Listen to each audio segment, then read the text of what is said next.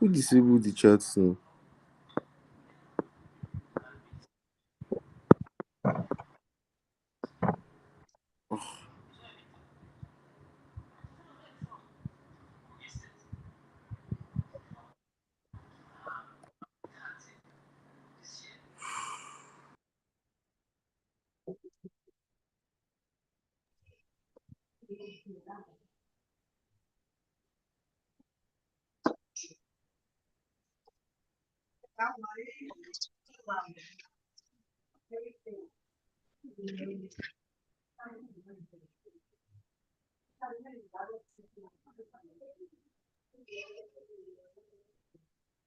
Right, good afternoon, class. Good afternoon. Good afternoon, sir. Good afternoon, sir.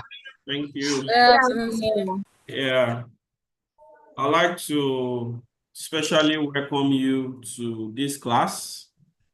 And of course, this is the first time we are meeting. And it happens that it's online based on the current position we have as a school. And thank God that the world has gone beyond where teaching and learning will just be within the walls of the university. We can learn and as much as you are alive, wherever, any part of the world. So this is not a barrier. And by the time we reconvene, we will have cause to meet ourselves in person. So this course is, the title of the course is Introduction to Law and Legal System 1. Introduction to Law and Legal System 1. And the course is to be taken by two different departments. So at the end of the day, we're going to have a large number of people on the platform. And presently, we also have the ICE students who I'm supposed to be teaching presently. And I'm aware that the 100 level counterpart for mass comm is also joining this class. That is not out of place because you are going to be doing the same thing. And because of the time we have in our hands, we do not have so much of time to waste. So that's why I approve that the 100 level mass comm can join us. It's all good so that we can learn together. But for the lectures as it relates to the regular students, this course will be taught by me and another of my colleagues, Mrs. Adedeji Adeyemi. For the regular students, you will eventually see her in the course of the semester and before the semester comes to an end. But for the ICE, you meet me alone when we probably start the physical lecture. So my name is Temitope Olabinton. I'm a lecturer from the Faculty of Law, UNILAG. So I will be starting this course with you. And please, I enjoy you to take advantage of the fact that this course we are offering is also offered by the 200 level law students with just a few modifications in the topics. But so far, we have gone a bit far since the semester began. And like I shared with your course reps, we have those lectures on record. And I sent the YouTube link where those lectures are. You can go in there, subscribe, go in there, you listen to those lectures. As a matter of fact, they give you more you are at an advantage in that you will have the privilege to listen to us in this class while you also at your own leisure time listen to those recordings on the topics that I'm going to be sharing with you in the course of this class. So there's really no room for failure because you are probably having the lecture far ahead of time. All that is required of you, therefore, is the required dedication and commitment so that you can benefit maximally from this particular course. So before the end of today, I'm going to send the, okay, like I was saying, if you want to try to look for the recordings of past classes on that YouTube page, the name of that recording is Nigerian Legal System 1. Any recording that you see Nigerian Legal System 1, know that that is the same course that is carrying this name, Introduction to Law and Legal System 1. So that's the one you should listen to. That's the one that will benefit your class. So what I will do after now is to send, please can you mute your mic? Elizabeth Oyerinde, Chiamaka Happiness, Ahmed Aderemi, and all of you whose mics are on, please do well to mute those microphones now so that we do not have any form of interference in the course of this class. I beg you, so please do that now. So I'm going to send the course outline to your course rep, who will share with you after now, because I don't want to spend so much time dealing with the course content all over.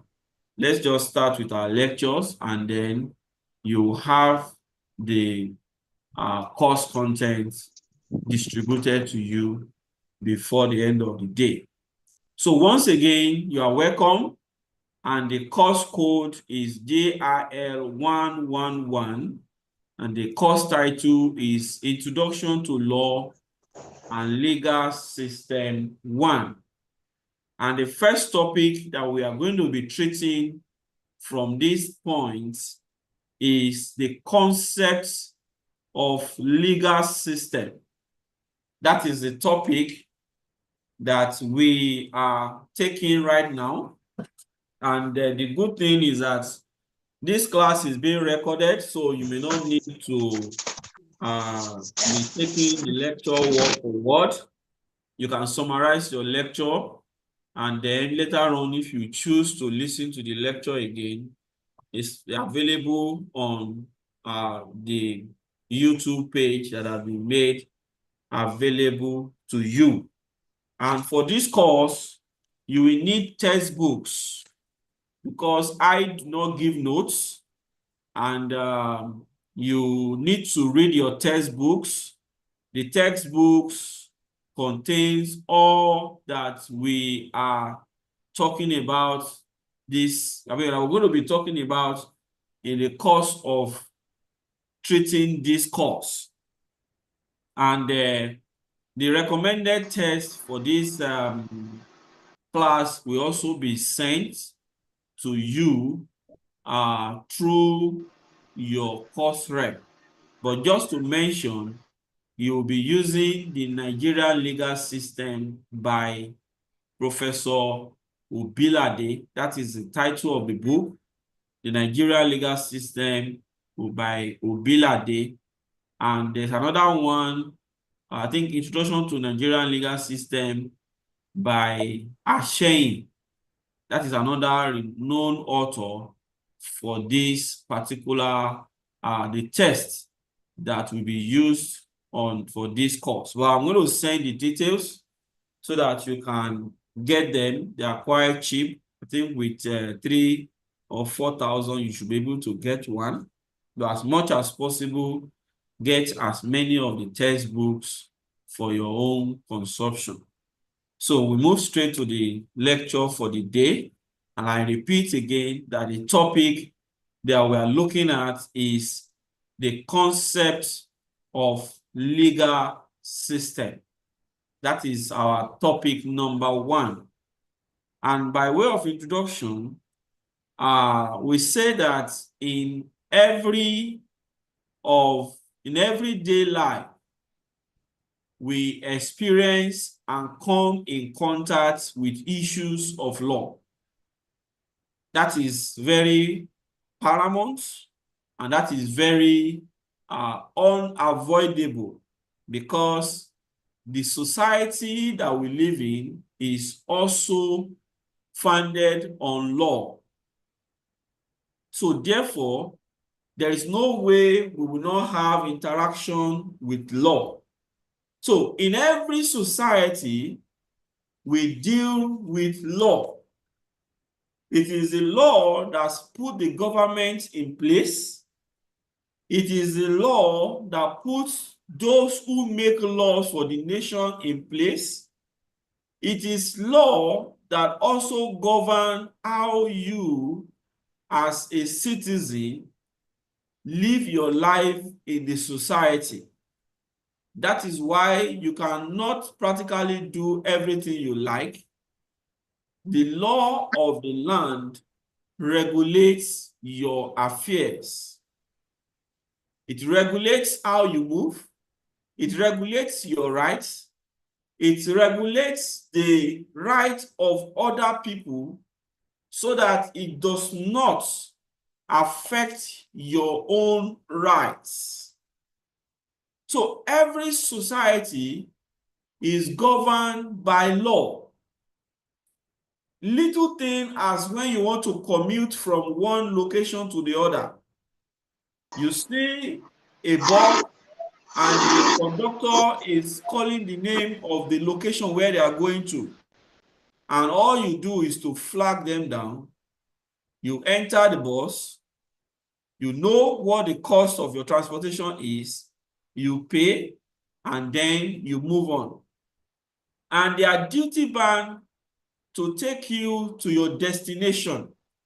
That's why if their vehicle should break down on the road, you either ask for a refund of your money. So, that being said, all you do, please, so there's someone on this platform that is changing a lot of interface on this Zoom platform. Please, that is not allowed. Okay? Please, that is not allowed. Just take your lecture and leave the rest, okay? So, when you buy something from a supermarket, it is expected that you also get value for what you pay for. So, this course intends, or this topic intends to introduce us to law, to tell us how the legal system of a particular nation works, and then it will tell us about the basic definition of law and also the component stroke classification of law. This, in addition, will also give us an introduction into the Nigerian legal system and its peculiar features. What do we mean by that? Every nation of the world have their own their legal system.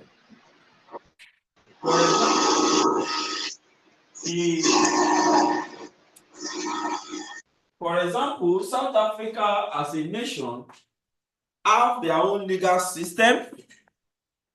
America as a nation also have their own legal system. We as Nigerians, we also have our own legal system. and also have our unique features along with it. So this course, under this topic of the concept of legal system, is to introduce you to the study of Nigerian legal system and make you understand how the legal system works for the benefit of our benefit of everyone in the society. So the first thing we're going to do, first subtopic we're going to look at is the idea of law. Idea of law and law and its role in the society. Okay, that's the first subtopic we're going to look at under the concept of the legal system.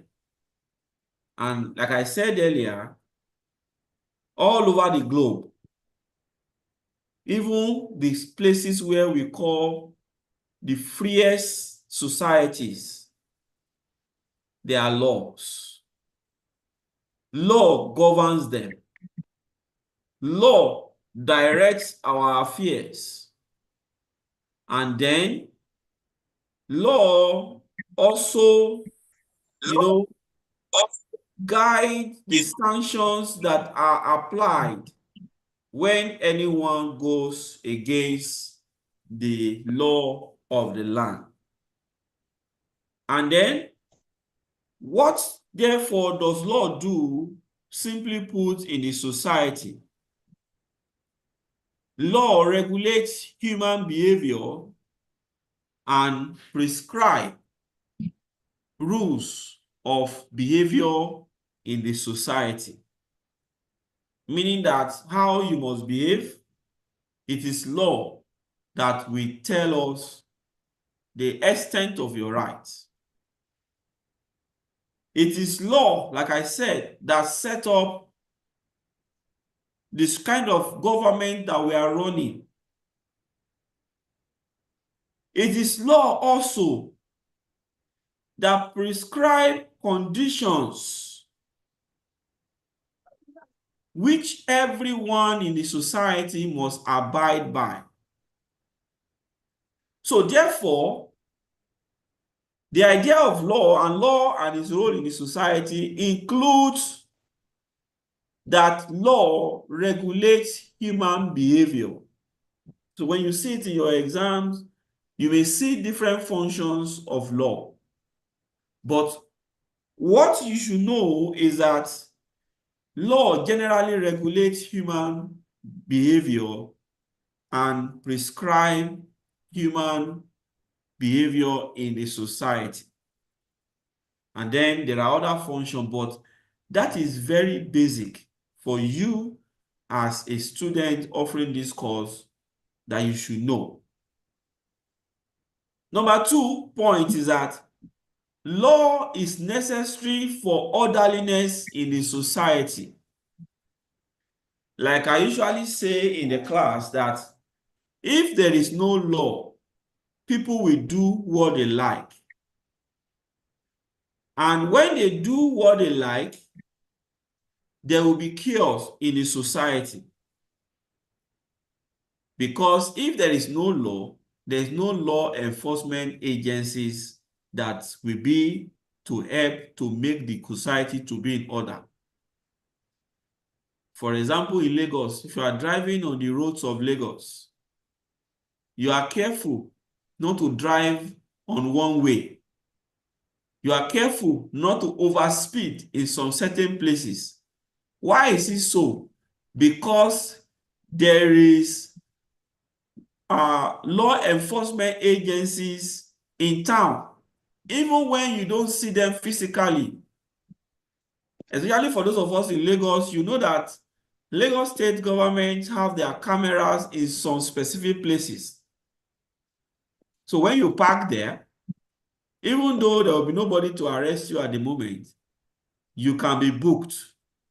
And then you are made to pay fines or penalties. These are the different ways that law regulates the society, or how law brings about orderliness in the society. And therefore, if there is no law in the society, there will be no orderliness in the society. So, meaning that law brings orderliness. Another function or role of law in the society, please, can you give me just 1 minute? I'll be back shortly.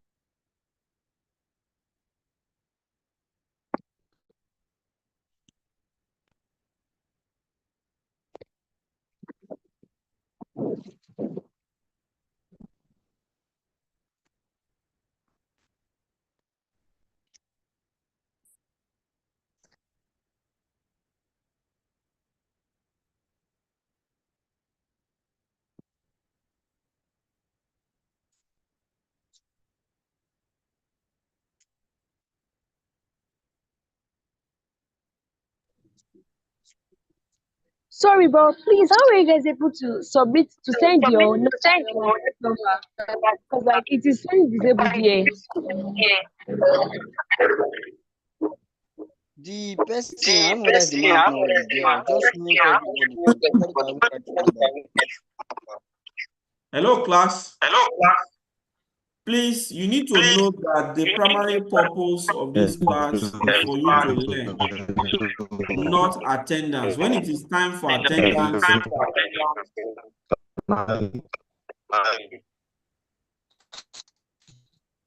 please mute your mic. Ojobo, mute your mic. Amarachi, please. All right, so we continue on the subtopic, the role of law in a society. So, like I said earlier, before the interruption, that law is necessary for orderliness in the society. Then another function of law is that the existence of law and law enforcement is necessary in the overall interest of everyone and the society to continue for continued protection of persons, their properties, their rights, and then their environment.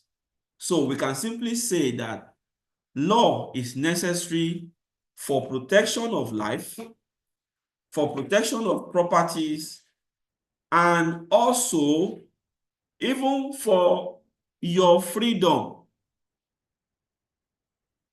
Except you are under arrest, there is nowhere you cannot go to in this country, because the law says that you have freedom of movement. But it is the law that guarantees that.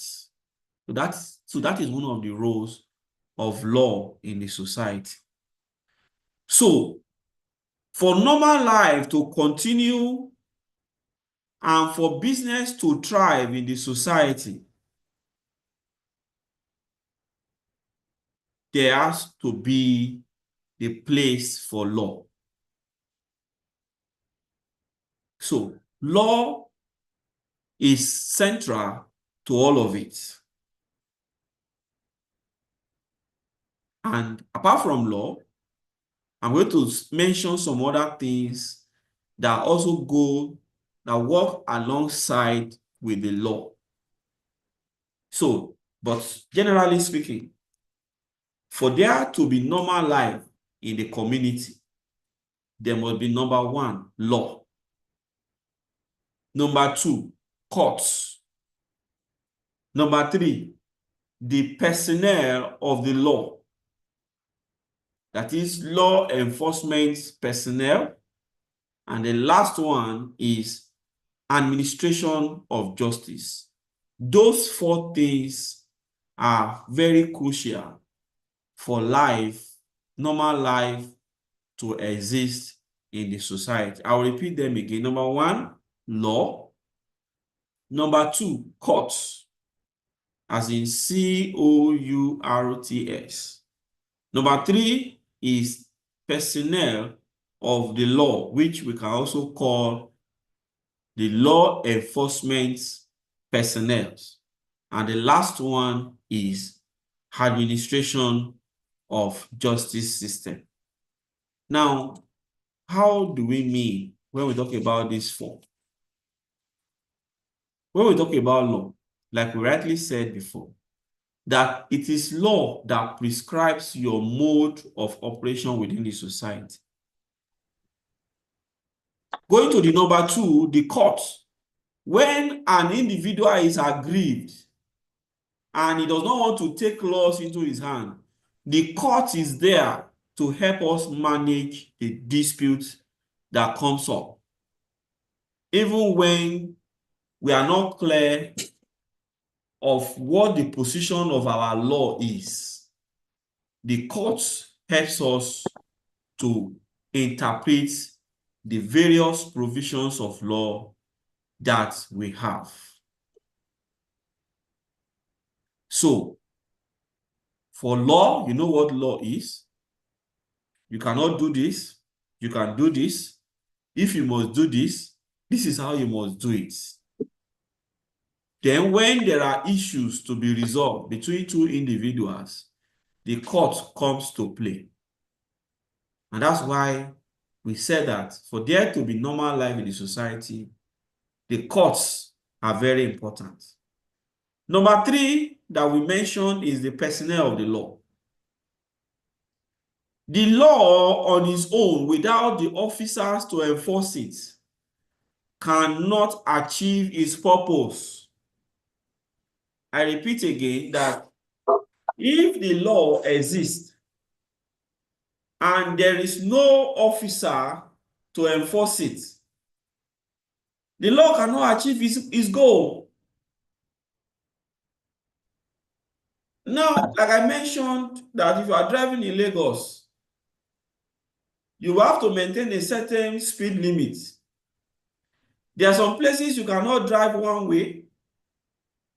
Now, even if people are, you cannot see any of these law enforcement agents, you still respect yourself. But immediately you sight a last man in Lagos, something tells you that if I go against the rules of movement in Lagos, I will be arrested. How many times do you see last man warning you? You don't see them warning you. But once you sight their uniform, you know what they stand for. So the same thing applies to the police.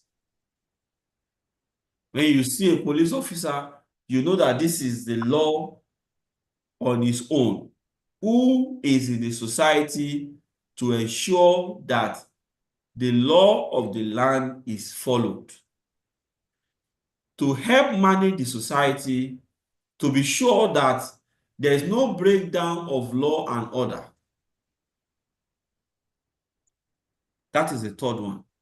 The fourth aspect, which I said is the administration of justice system, is that when you have violated the law, the personnel of the law will arrest you, take you to court.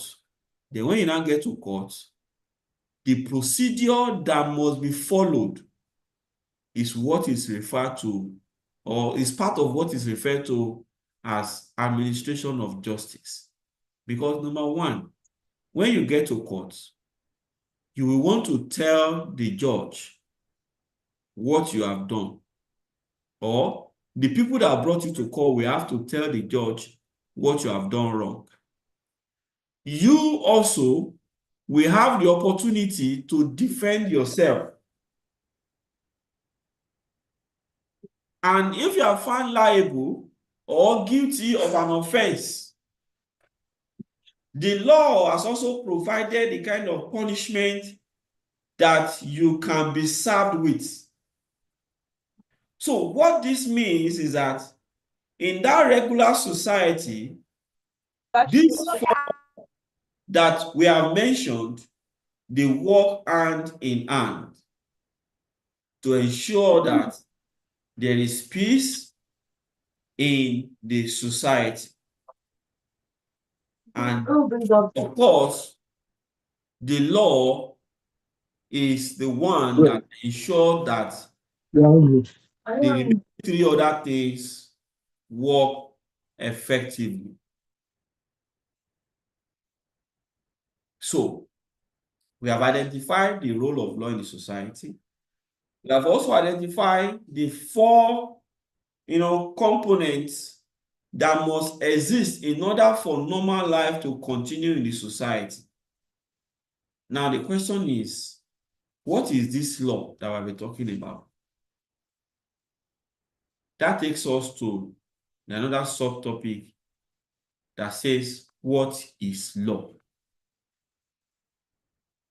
Class, can anybody give us definition of law?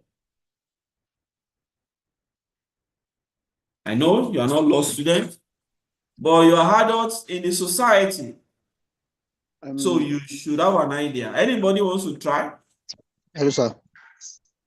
Yes, please, go ahead. Law are standard rules and criteria that defines and influence how individual believe and behave in society. Okay. Thank you for that. Yes. Tomini. Okay. So laws are a set of guidelines, rules, and regulations that guide the behavior of a certain group of people. Okay, that's also very correct. Yes. Sir, Yes, go ahead. a law can be defined as a command issued by the authority to be obeyed by the subjects. Okay.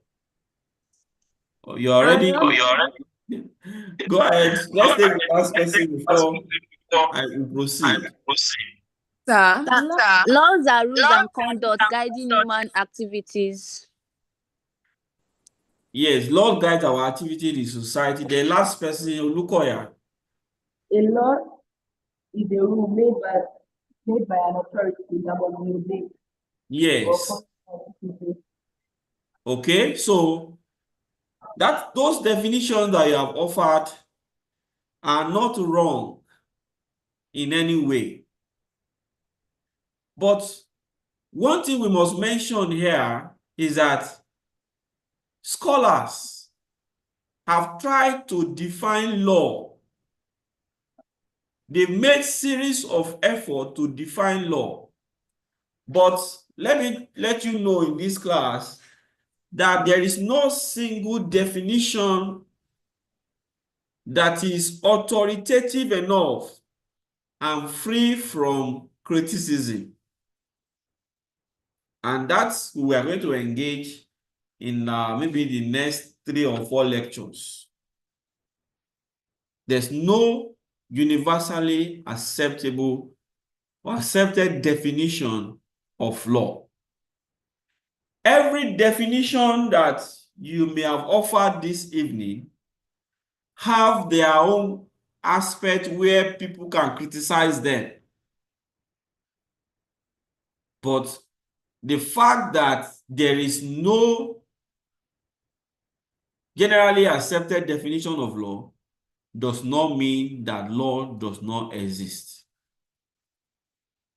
So, we are going to generally look at what law is. And this is just for the purpose of this lecture. I may be repeating what some of you have said in order to affirm that what you said is correct. So generally speaking, law is a rule. What is a rule? A rule can mean prescriptions. For example, you are a student of University of Lagos. Today, or since yesterday, we have been having our convocation. Those who graduated They are the ones that are believed to have followed the rules that the university has laid down.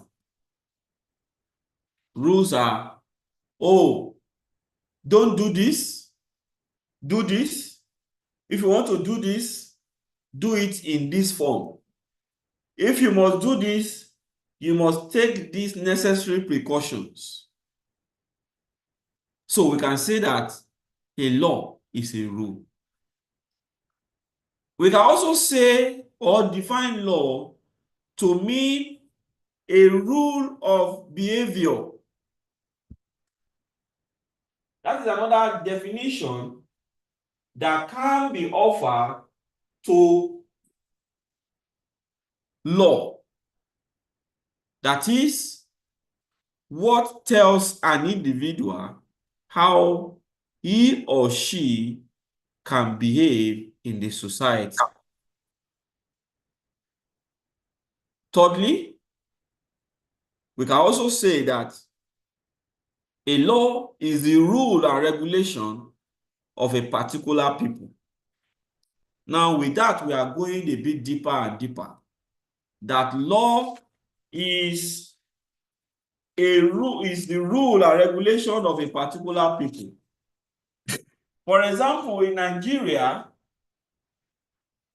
we have our own unique laws that are not the same with the laws that are operational in the United States of America.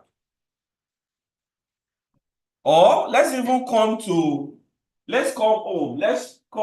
to Nigeria, for example.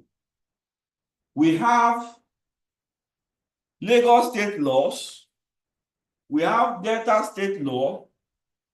Those laws in particular govern each jurisdiction or govern a particular people. So it therefore means that if we define law as rules and regulations of a particular people, we are also correct. Also, fourthly, law can also be defined as the whole system of rules of a country. I repeat that law can also be defined as the whole system of rules of a country. So these are 4 different simple ways that we can define law in order for us to have the basic understanding of what we are talking about in this class. So, having established or made mention of those 4 different types of definition, we are going to look at definitions provided by some known scholars, people who have distinguished themselves in the line of law, and then we can see them as authorities. So the first person we are going to look at is Herman Klugman. That is one scholar we want to look at. Herman is spelled, maybe in case you want to research further on this scholar. Herman is spelled Herman.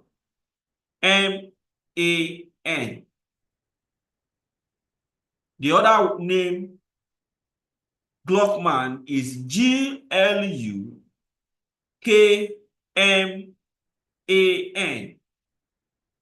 What or how did Herman Klugman define law? Herman Klugman said that law is the whole reservoir of rules on which judges draw for their decision. That is the way this scholar has decided to look at this law. And then If somebody wants to ask, you say, how can you say law is the whole reservoir of rules on which judges draw for their decision? Does it mean that it is only what the judges say that is law? These are, questions to be asked. But that is the way Herman Klockman defined law. In the exams, you may be asked to define law in your own way. The first thing is that, will your definition make a lot of sense? Or will the definition be meaningful to contain what is expected of a definition of law? But your lecturer need not agree with your definition of law, because, like we have said, there is no universally accepted definition of law. But there is always a reason why people define law the way they define it. So that is how Herman Klockman defined his own law.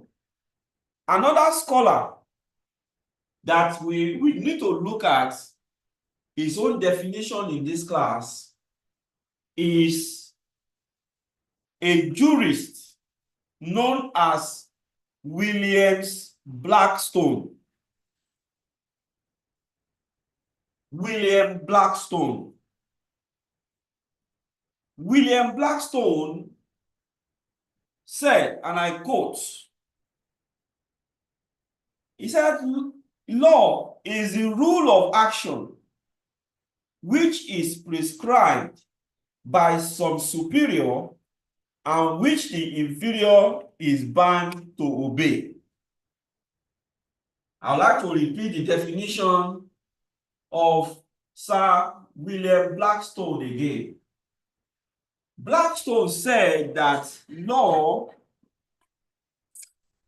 is the rule of action which is prescribed by some superior and which the inferior is bound to obey. As a matter of fact, one of you gave a definition similar to what William Blackstone said. Of course, that shows that you, even before you started the class, you started doing some form of reading. That is very commendable. So that is the way he sees it, that, it is only the superior that can give law,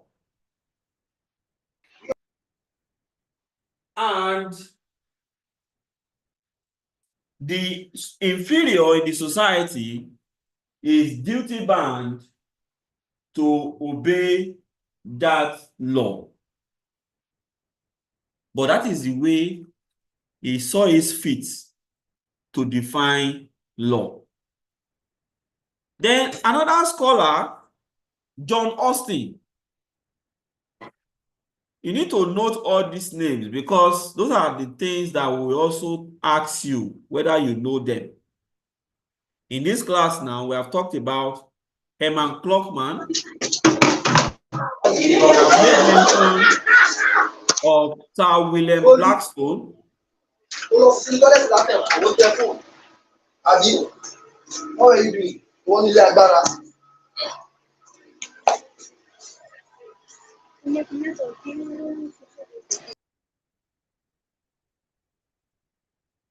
We have made mention of Sir William Blackstone. Now, we also made mention of John Austin. John Austin said that law is a command by a sovereign for an inferior being. Even though the definition of John Austin and that of William Blackstone are the same, they still have their own form of differences. But they have defined law as to what they understand law to be. According to John Austin, again I repeat, he said law is a command made by a sovereign for an inferior being, and which the inferior being has a duty to obey or suffer penalty. But come to look at it. In this country where you are, if you commit an offense, the society, the superior, which is the government, will punish you for it. So some people may get carried away to say that this definition that these people have provided is the best of it.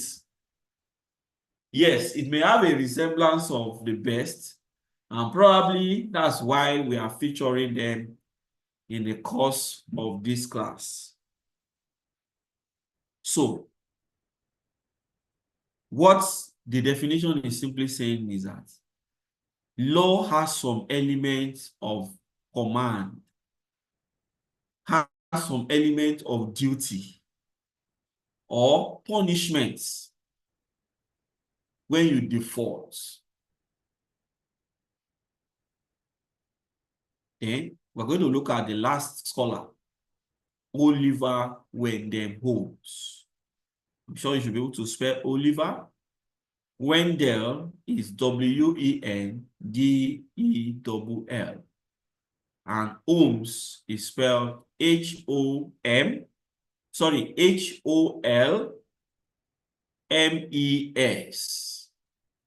Oliver Wendell Holmes. Oliver Wendell Holmes defined law as the prophecies of what the court will do in fact and nothing more pretentious. I'll repeat that again. Oliver Wendell Holmes says that law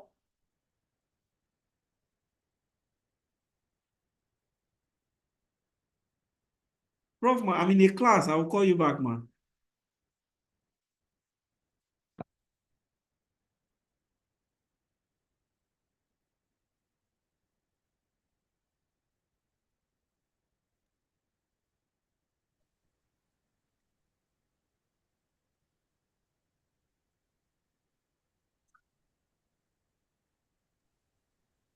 Hello, can you hear me, please?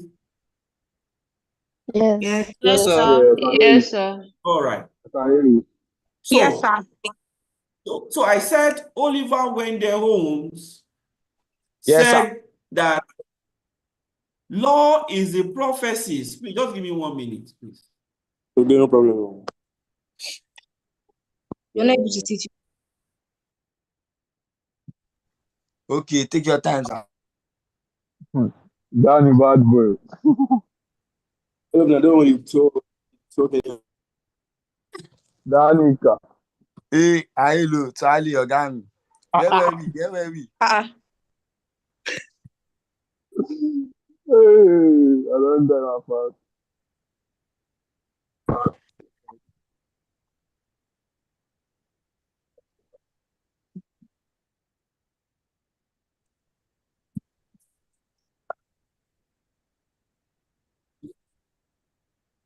He showed me saying I don't remember where the man stopped.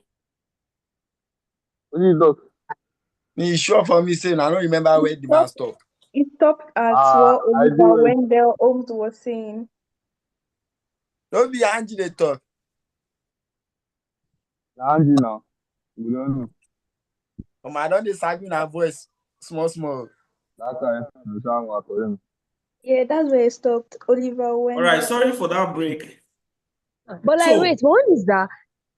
the definition of Oliver Wendell Holmes is what I just mentioned before the interruption. So Oliver Wendell Holmes says, the prophecies of what the court will do, in fact, and nothing more pretentious, is what is law. Later on, I will call your attention to this definition, because when a law is even written,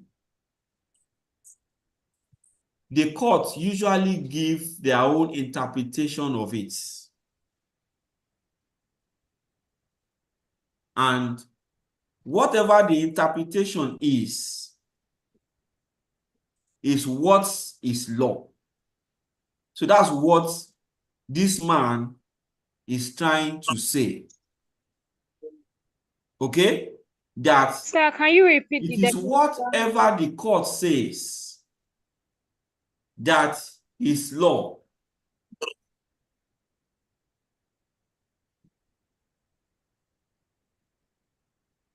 Okay? All right.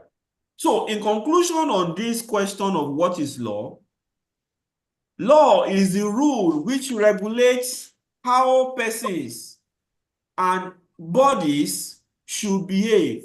That is our general summary of this particular subtopic. So we can also say, therefore, that law is a code of conduct for persons and bodies in a society. Because the truth of the matter is that law regulates bodies. When we're talking about body, we're talking about government establishment.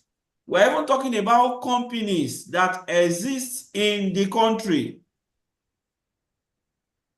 Just the way it regulates them, it regulates individual. Even law itself regulates government itself.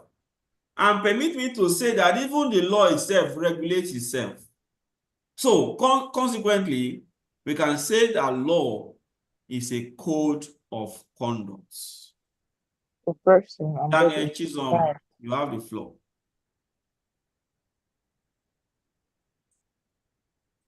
Please, sir, sorry, I didn't get the last definition. Can you come again with it?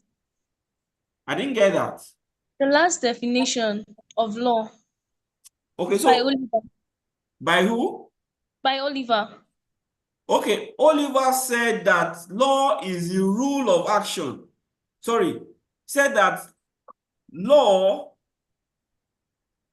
is the prophecies of what the court will do. In fact, and nothing more pretentious. That's the definition that Oliver Wendenholm prescribed. So with that, we have done justice to what is law. And then we'll move forward. Okay, before we move to the next topic, which is school of thoughts, let's take the question of is it Inama or Inaha?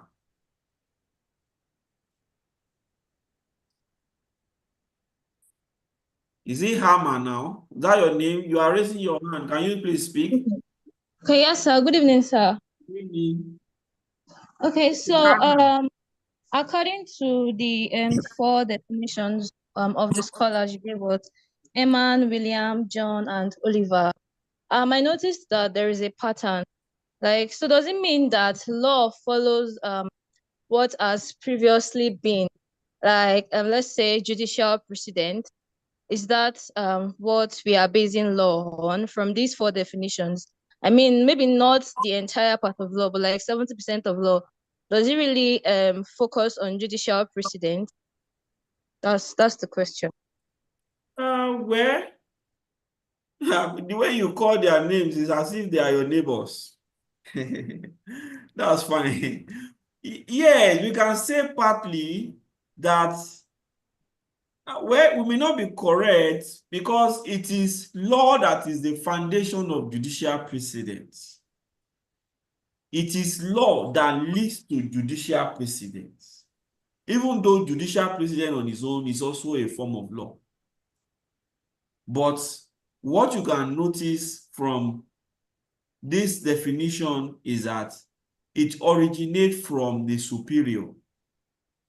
In our own case as a nation, the state, the government, or the legislature are the authority through which law is made. But also, the executive will have to affirm whatever law has been enacted by the legislature before it can be deemed to be a law. Do you get it now? So judicial precedent is a form of law on its own. But later on we'll talk about that was what I taught them in the 200 level class today as a source of Nigerian law. Okay? So, can we take Mary? Thank you, sir. All right, you're welcome.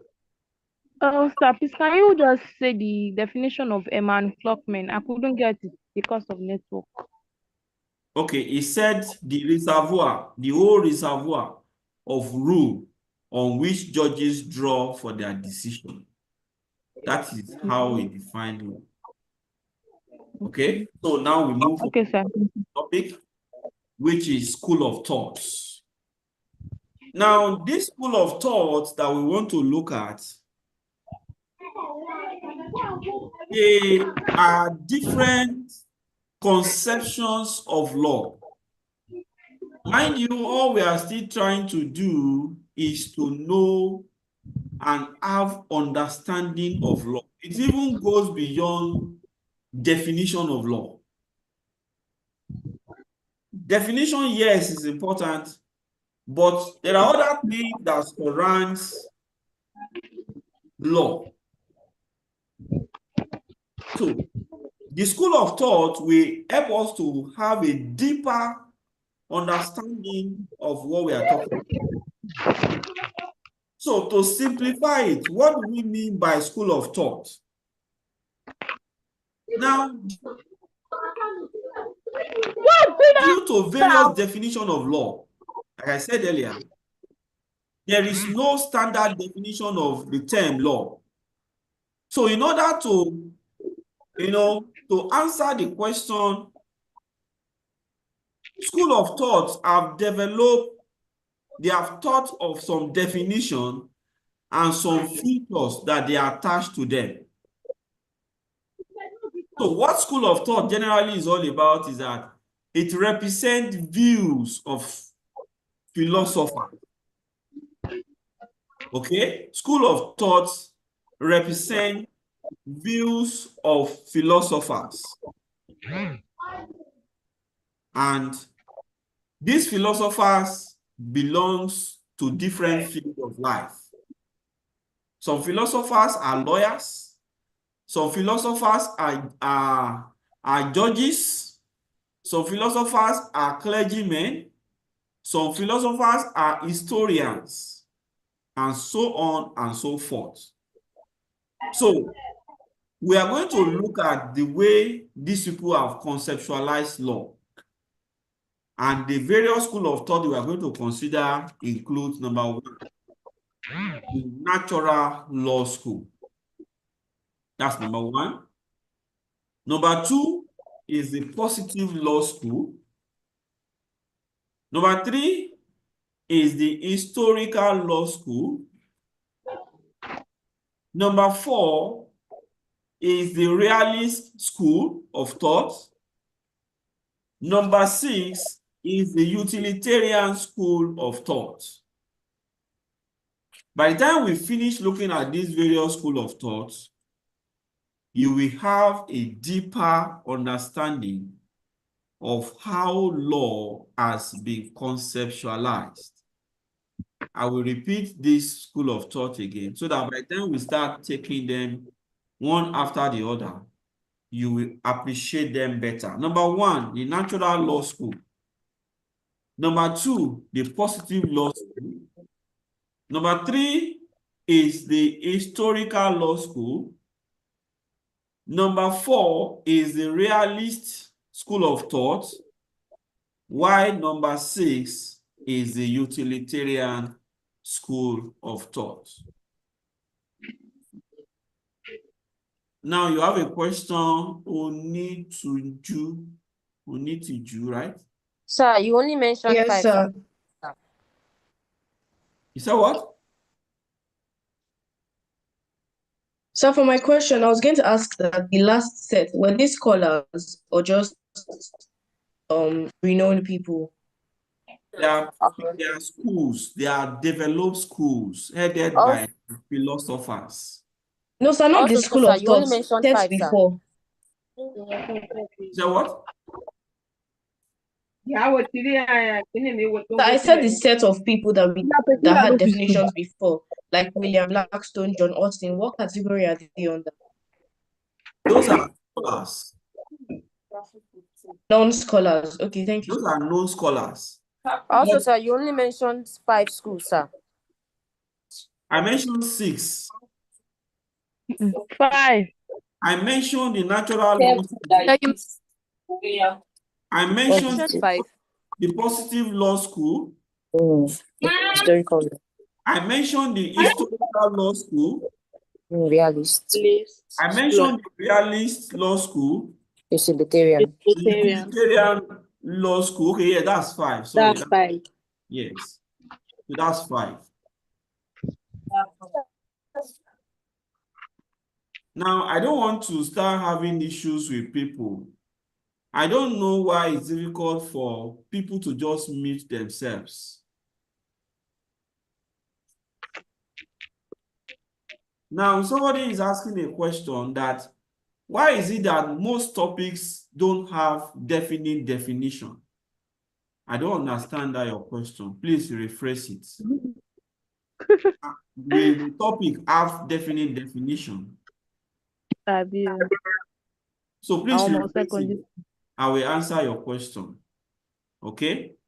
So we are going to look at this school of thought. And mind you, this school of thought is more like an extension of the various scholars that we have looked at, because those scholars were just mentioning one, but there are some people that have grouped themselves together and they call themselves natural law school.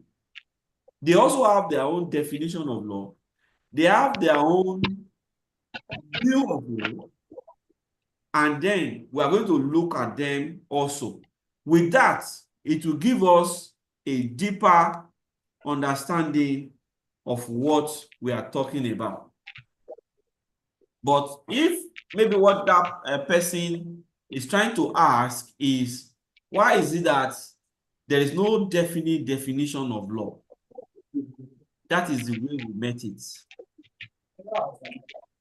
That it is difficult to have a general definition that is criticism.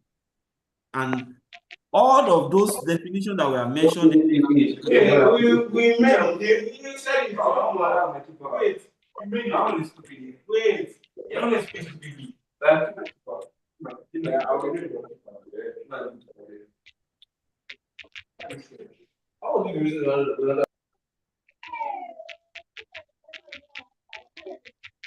Please mute your mind. Mute your mind.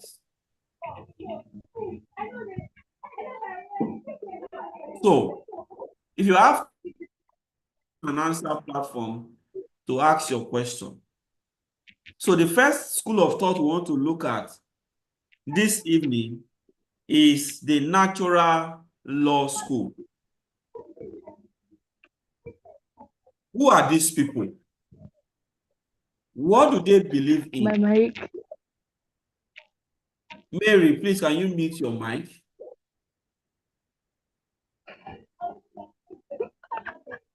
The natural law school people or proponents or scholars talks about law as what is fair or just.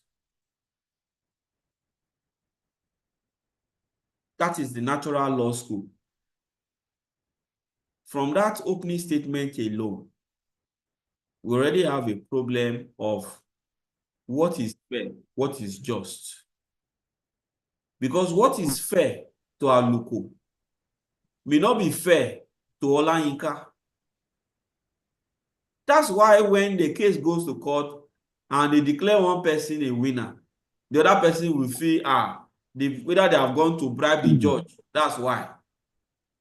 But the natural law school focuses on what is fair or just.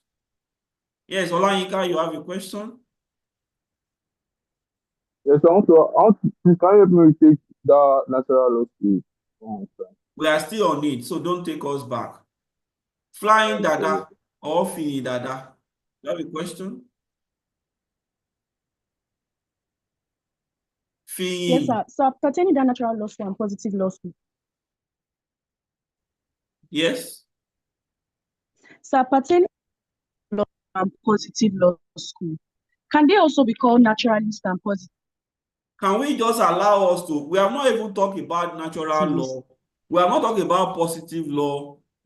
So just let us take it step by step. When we are done with natural law, we will go over to the next one. You can ask your question so that it does not confuse us or those who are trying to understand what we are talking about.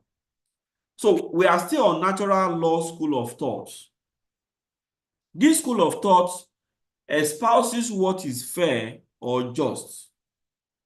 They see law as what flows from a divine or supernatural origin. These people don't believe, these scholars or this group of scholars don't believe that law is from one superior to one inferior. They believe that law is a natural thing that comes from the supernatural.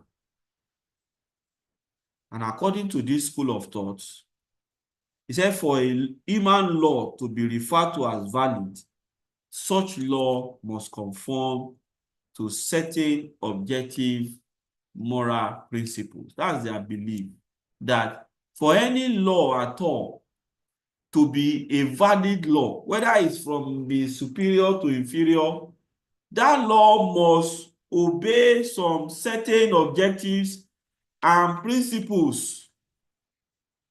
What are these objectives and moral principles? Everything is still taken from what is morally just. For example, that if you make a law, that law must be fair. That is a moral principle. It must be fair. So if there is a law that favors only a set of people, the natural law scholars or school of thought said that is not a valid law. The whole thing is becoming a bit complicated, but you just have to follow it the way they are, the way we are teaching them. The natural law school said they are on what is just and fair. And then they said law originates from the supernatural being, which is God.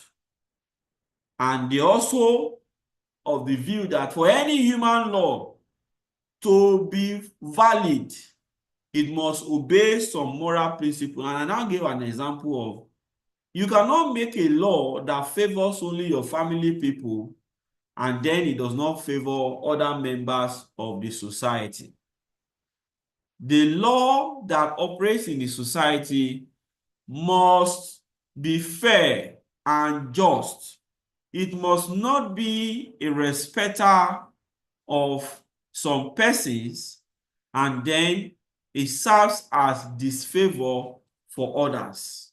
That's one of the positions of the natural law school. Before we continue on that school, Olamide, you have a question?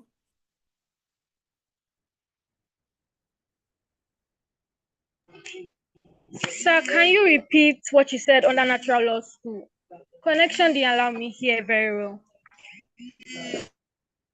I've repeated that thing more than 3 times. I said the natural law school espouses what is fair or just. They are of the view that law originates from a supernatural origin. And also, they are of the view that for a law to be valid, that law must obey some moral principles. And I gave you an example of a moral principle that if you are making a law, that law must not favor some people and will not favor some people. Okay? That is their belief. Then, still on the natural law school, they base their own reasoning on divine theory. That is the belief that human beings, are totally subject to the will of God. That is the way they base their own theory, because they believe that whatever a man does is doing it based on how he has been created. And therefore, his actions, his law must reflect his origin. And this school of thought believes that though man may be sinful and corrupt, he still possesses a natural virtue which is inherent in man. And that it is this nature in man that enables man to determine what is fair and not fair. If I say something in this class now, I will say because I'm in contact with the class rep, that the class rep will have or enjoy some special favors from me, while the other class member will not. There is something inside of everybody that is hearing me now that will say, why should the class rep enjoy some benefit than all of us? Meaning that inside the man, there is something that makes the man to know that there are some things that are good or there are some things that are not good. That making a law that favors a particular set of people and does not favor the other is unjust. So this natural law school still believes that man can still do some things that are just or right. As a matter of fact, that it is by virtue of the nature of man that makes him to be able to identify what is just and what is not fair. That is some of the views of this natural law school. Then, who are the people that are in this class of philosophers? I'm sure you must have heard of Thomas Aquinas before. You must have heard of Grotius. These are people who are known to be naturalists. And these people, they believe that human being is subject to supernatural origin, and therefore it needs to identify what is fair or just. And one of the very beautiful things about the natural law school of thought is that this school of thought serves as a validity or a check on the powers of monarch and in present day lawmakers. That's why if our present lawmaker want to make laws now, they will first of all ask whether this law will benefit the society or not. If the law will not benefit the society, it's not likely to become a law. It is that even though we usually say in Nigeria that our politicians are corrupt, that even those of them that are in the National Assembly are corrupt, but still in every man, he still knows that some things are good, some things are not good. What about our kings that rule at their own jurisdiction? A king is guided by natural law. Believe that. Let us do to everybody what is right, instead of favoring others over the others. And it is the natural law school that is the basis for the development of modern day fundamental natural rights of humans. It is even the natural law school that is the foundation for democracy. Why we say, let the majority carry the day. Say, in a place where you have 100 people, If 80 people agree with something, they say they are the majority.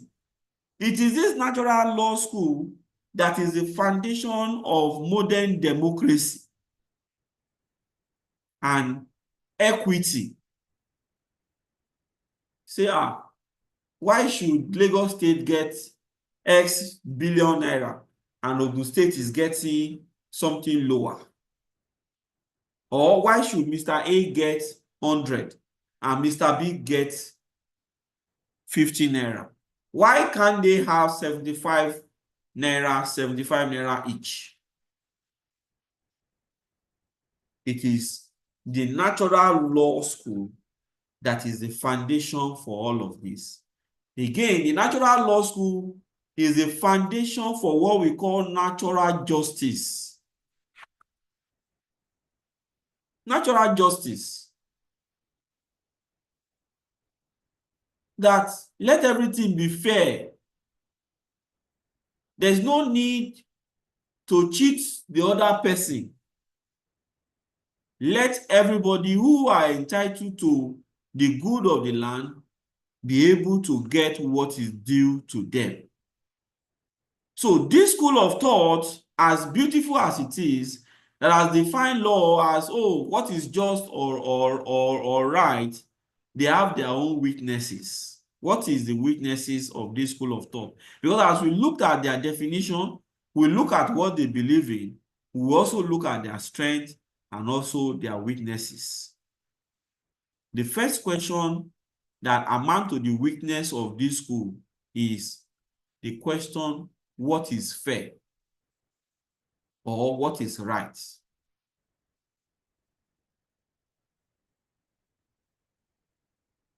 It's a very serious question.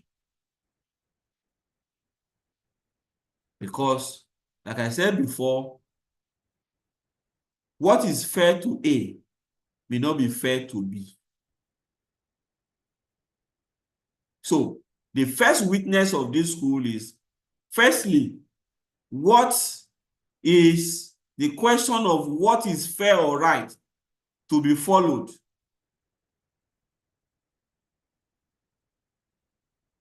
For example, Christians believe that those who are heretic, they should wage war against them. Is that fair? Muslims who waged jihad were all convinced that they were acting according to God's law.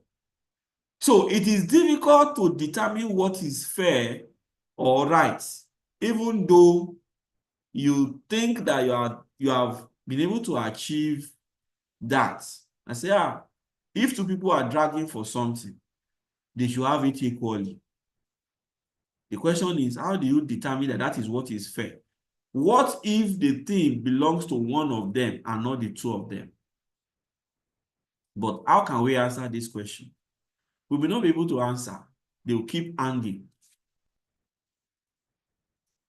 So, each person, when you are faced with different circumstances, you always think that you are right or that you have acted fairly. So, therefore, there is different concepts of fairness or what is right. These are the major issues with the natural law school. But the good thing about the natural law school is that they define law as what is fair or just. And this one has helped us in some ways as human beings to live in the society, to accommodate what is fair and what is just.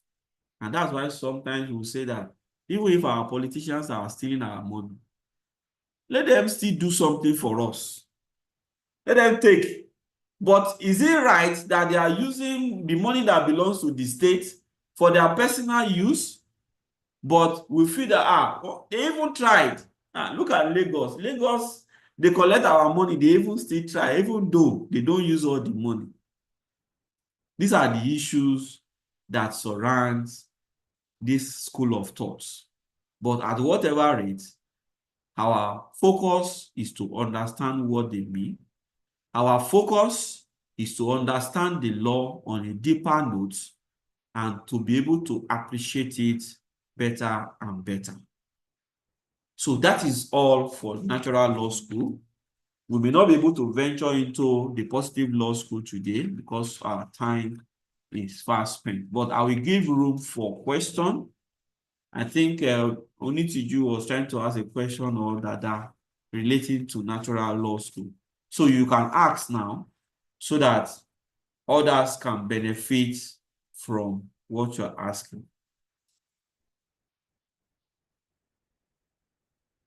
Or you have changed your mind? No, sir. No, sir, I don't have sir. a question anymore. Sir? Sir, my question was the positive law school and the natural law school, can they also be called naturalists and positivists? Yes. Okay, thank you, sir. Feel that you are reading ahead. That is very good. Yes, Galaxy Note 8.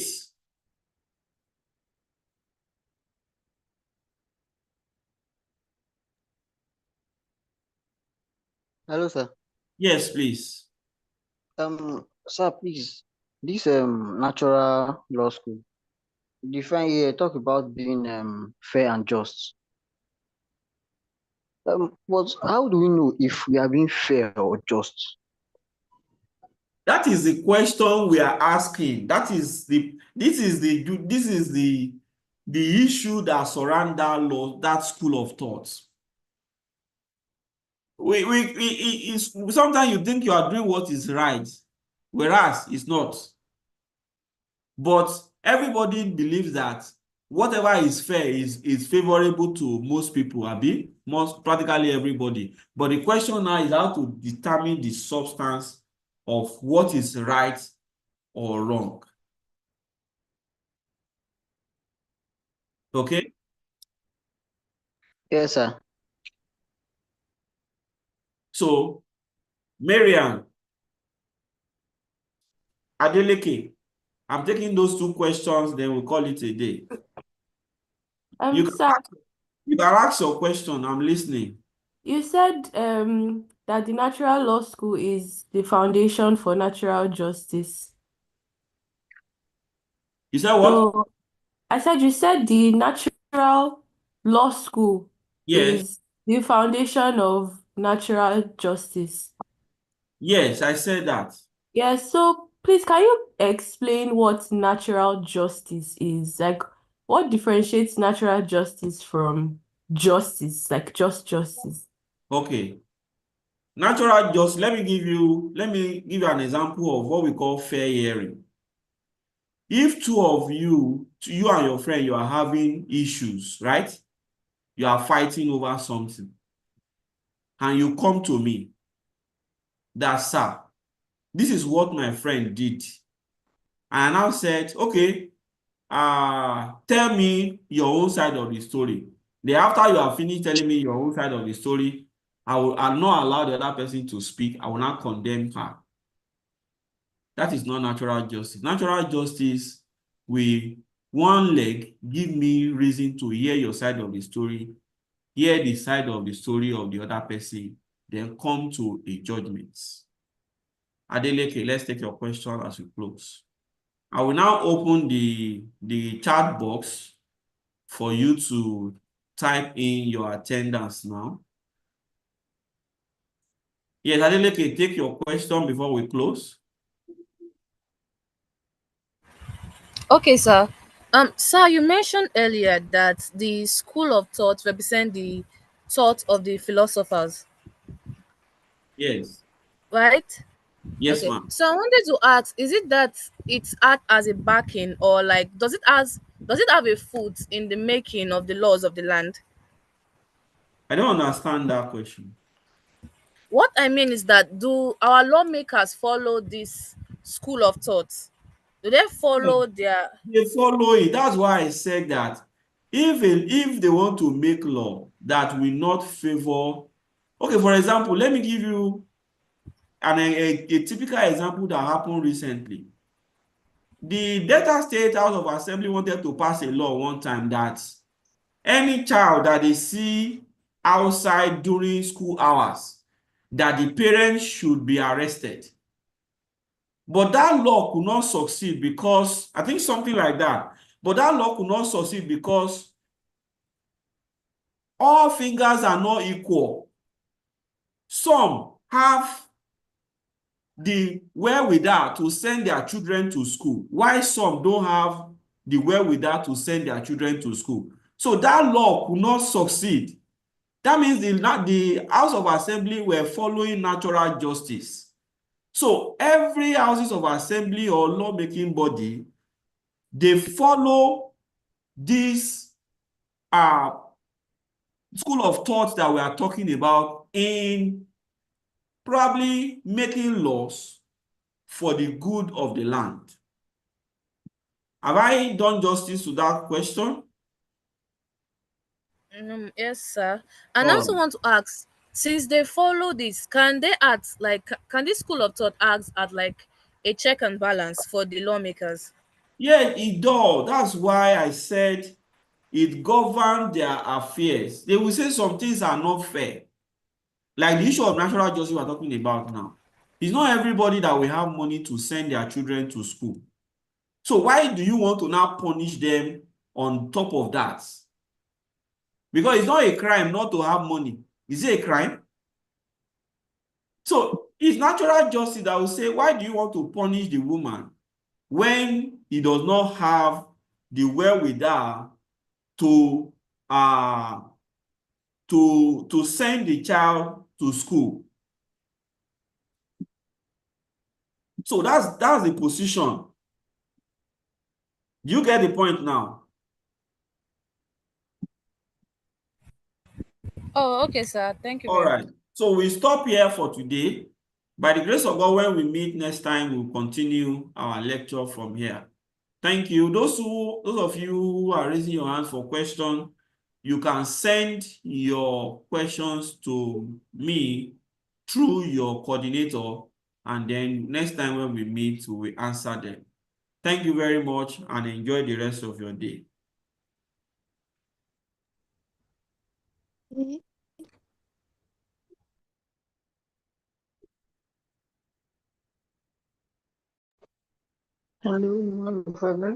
Hello. Who they shout? Who is shouting? Hello. Who is shouting? You don't hear the rule of law. Why are you shouting? Hello. When you're in the share. I never live in a Hello. All of una don mad. Una don mad. Anybody come to the group. Let's get scatter the group. Hello. Take a Hello. man of group. Can we scatter a group? ẹ má lọ lé dáàdi yín náà kan pariwo ìbàyẹn ni ẹ fi ìbàyẹn lẹ. Èwo ni ilé dádì ọ̀tá ń lọ? Nílé lọ. Azike dey talk that one. Mo ti gbóhùn ẹ̀ Azike. Màá mú ẹ. Daniel òkè owó. Hello. No dey shout, Daniel. No dey shout. Hey, go call your police call. ẹ má ṣe ṣeré kékeré yín ni ẹ kàn pariwo báyìí. Mo ṣe kékeré. Na you mo le be that o. ẹ lọ kejì class náà àbí òun tẹ kàn pariwo ìbàyẹn. Mo lọ kejì class, mo lọ wá mú mi lọ. Ẹjọ́ wá mú mi lọ. Na you mo le be that. Hello. Ọ̀gá pa kíní Tálẹ́ tó pariwo ẹ̀ ló nà ẹ̀ tó máa pariwo ẹ̀ ló. pariwo ẹ̀ ló. Na you dey do something for me. Wọ́n ṣẹ̀ṣẹ̀ náà ilé wọn ni àbí. Ó dàbẹ̀. Wọ́n ṣẹ̀ṣẹ̀ nípa ẹ̀ṣẹ̀ kúrò sí.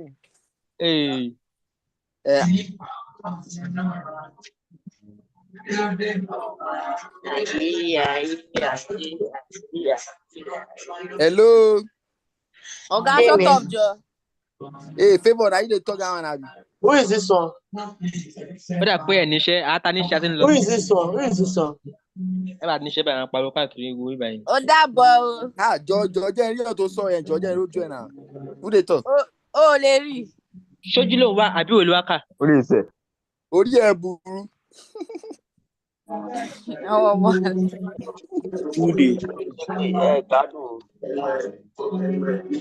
Ohun yẹn jọ tó gbóòdì lọ tí bá mú ẹ. Ó jẹ́ tó Olówó ni. tí bá mú ẹ. Olówó ni. Ó jẹ́ tó jẹ́ mi lówó. Ó bá ń píkì káṣà tó gbóòdì sálọ. ẹ Ṣó lówó ni? mo lówó. Ìyá pẹ̀lẹ́ parí o. ṣe túbẹ̀ fún mi náà. Ọgbẹ́ni náà pé rice in school jàre convocation ọjọ́ rice in school dáàmì láàmì. ẹ ká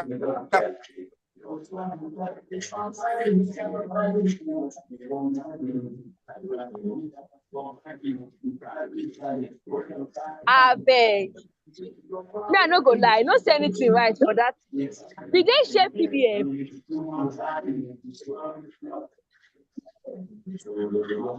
I swear, me too, girl. Una go share PDF because I no go lie, no say anything right. I don't like anything. Eh? And again, sef, the person don't let me talk, sha. I even thought the class was for only eyes, only for me to be saying it was both for eyes and full time. You guys just like confusing people. It was both for full time and eyes. And you guys didn't say. There's nothing like eyes. There's nothing like full time. But the water is there. I should box, no. Now the scholars for our class they talk now.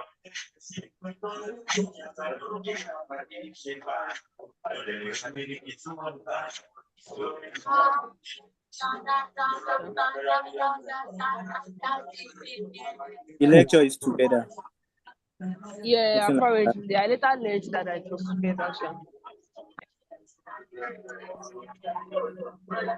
And again, the class is like, can't you guys be saying it like a day before? Not that you just come online, see that they've said class that same day. Like, there's not even like time to prepare or anything. Like, please, let's work on it.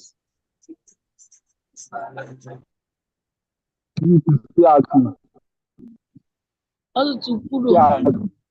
No shame. You can tell that to the classroom. Papa, Bisha. Don't tell us anything.